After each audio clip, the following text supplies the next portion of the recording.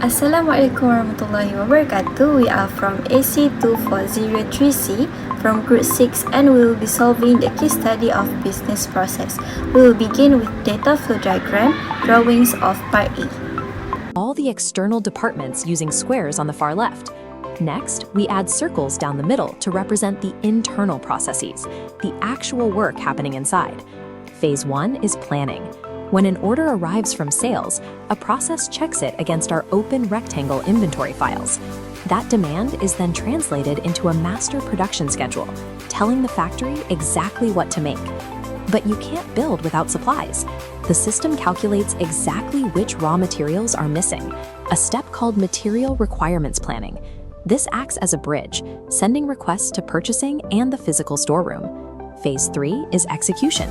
The storeroom releases the materials and actual production begins. As clothes are made, job tickets flow to accounting to calculate wages, while the finished goods are packed up and sent to the final warehouse.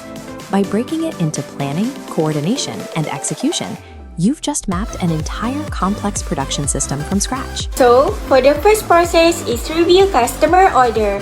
The sales department sends the customer's order information to this process. The company reviews the customer's orders. Then, the inventory information is sent to the inventory file to update or store the inventory records. After that, the production process can continue to the next stage. Next, let's move on to the process to determine immediate raw material. In this process, the system identifies the raw material required to fulfill the customer order based on the production requirement. It obtains the relevant bill of material from the master production schedule file, which contains detail on the quantity, types of material needed for each product. Any updates to the production requirement are also recorded to ensure the production department has accurate and up-to-date information before the manufacturing process begins. Now, let's move on to process 3, which is request material needed. So after the required raw materials have been identified in the previous process, the production department prepares a material requisition form or MRF to formally request these materials. So a copy of the MRF is then sent to the storing department so they know exactly what materials and quantities need to be issued for production. At the same time, another copy is stored in the material requisition file as a record for documentation, tracking, and future reference. So using this formal request ensures that only authorized materials are released, which helps prevent inventory errors and provides a clear audit trail throughout the production process. Next, I will explain process 4.0, which is produce finished goods. Process 4.0 represents the core manufacturing activity in the production cycle. In this process, the production department receives the materials transferred from the storeroom department and use them to manufacture the products. Through various production activities, the materials are transformed into finished goods that meet the required production specifications. At the end of this process, the products have been fully completed and are ready to proceed to the next stage of the production cycle. Once process 5.0 receives the labor data, it processes it to generate the copy of the job time ticket. So it then routed externally to the accounting department so that they can officially calculate the employees' wages. So when the finished goods in process 4.0 is finished, it will flow directly to process 6.0. Here, the system handles the sorting, individual packing, and container organization based on the specific designs and colors described in the case study. So, once the garments are fully prepared and packed, this process outputs the final finished goods and it will flow directly to the warehouse for storage. And with that, we have our complete data flow diagram production system of Yesa Textiles Sdn Bhd. That's all for Part A. For Part B, our group has chosen question 1, which is the revenue cycle of XOXO Sdn Bhd. We will move on to the processes in the cycle.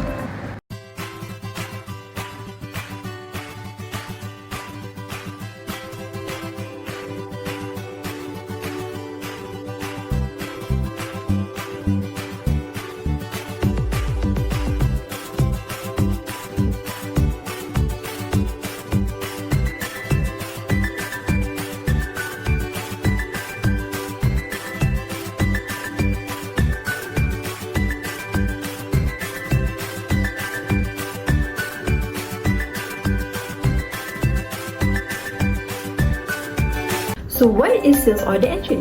Sales order entry is the first primary activity in a revenue cycle. It is the process that captures and records the customer data to officially start a sale. In a standard accounting information system, this process involves 4 basic steps. The first one is taking the customer's order. Second, checking and approving customer credit. Third, checking inventory availability. And fourth, responding to customer inquiries. In XOXO, customer orders are received by the sales department over the telephone. The sales clerk then prepares a sales order form and manually records all customer and product details, where each form is sequentially numbered for internal tracking. However, the orders are processed immediately without verifying inventory availability with the warehouse supervisor or conducting credit checks on their clients. This happens because the company heavily emphasizes fast service and quick turnaround to maintain customer satisfaction. Next, I will explain the shipping process, which is the second primary activity in the revenue cycle. The shipping process starts after a customer places an order and the sales order has been recorded. It involves picking the order goods from the warehouse, packing them, preparing the shipping document, delivering the goods, and updating the inventory records. The main purpose of this process is to ensure that the only authorized customer orders are shipped accurately, and then the inventory records are kept up to date. This also helps the company to maintain efficient operation and improve customer satisfaction. Now, let's look at how this process is carried out in the company. Once the sales order is recorded, the sales clerk informs the warehouse to prepare the required item. The warehouse team then picks the item, pack them, and dispatch the goods together with the customer invoice on the same day. This allows the company to process customer orders efficiently and ensure that deliveries are made on time. After the goods has been dispatched, the sales clerk keeps the original shipping document while the warehouse supervisor updates the inventory records based on the quantities of goods that have been shipped. I will explain the third activity in the revenue cycle, which is billing. Billing starts after the goods have been shipped. The billing department receives information from the sales order and shipping department to prepare the sales invoice. The invoice includes important details such as the item sold, quantity price, payment terms, and the total amount due. Once the invoice is issued, the account receivable records are updated. This helps ensure customers are billed correctly, revenue is recorded accurately, and the company can monitor outstanding payment.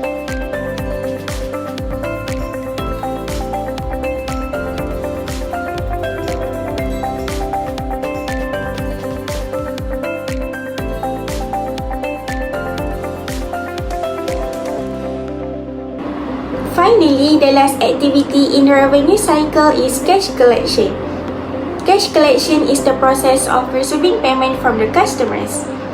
Customers can make payment using cash, check, or electronic methods such as EFT.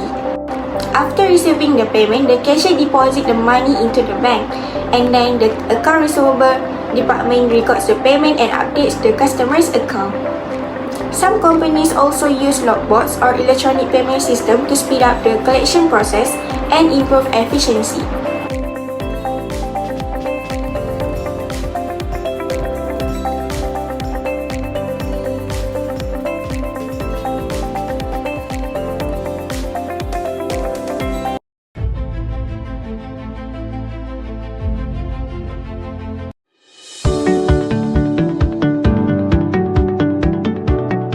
So this may seem like a small issue, but without sequential numbering, it's difficult to keep track of every sales order.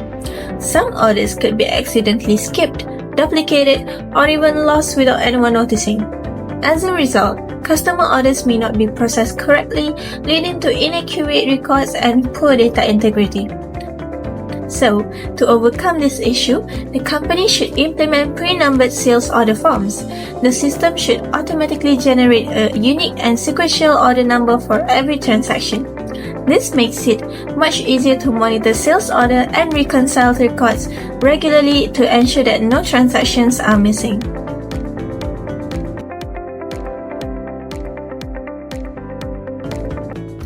Moving on to the second weakness, the company processes customers' orders without first checking the customer's credit status or the availability of inventory.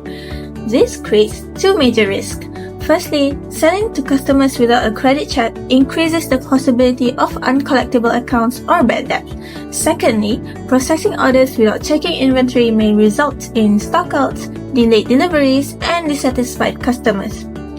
So, a suitable corrective action is to implement a two-step verification process. Before confirming an order, the ERP system should automatically verify the customer's credit limit and check whether the requested inventory is available. If either condition is not met, the system should issue a warning or block the order until the issue is resolved.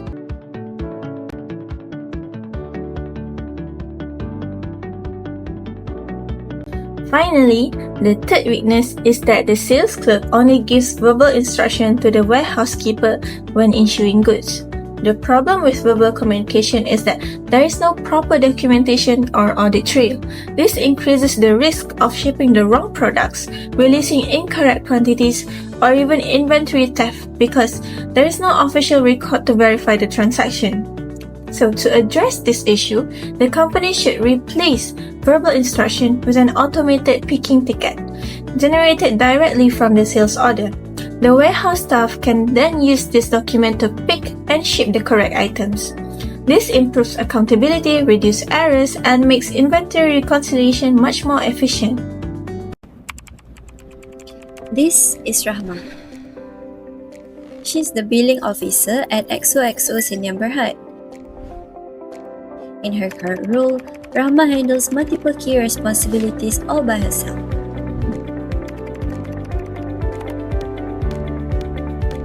She is the sole person responsible for managing customer collections, receiving payments, and updating the accounts receivable ledger.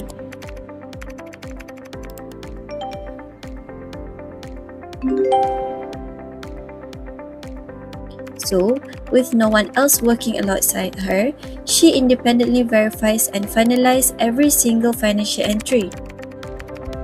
However, giving one employee full control over both cash handling and bookkeeping represents a severe internal control weakness for XOXO Senyum Berhad.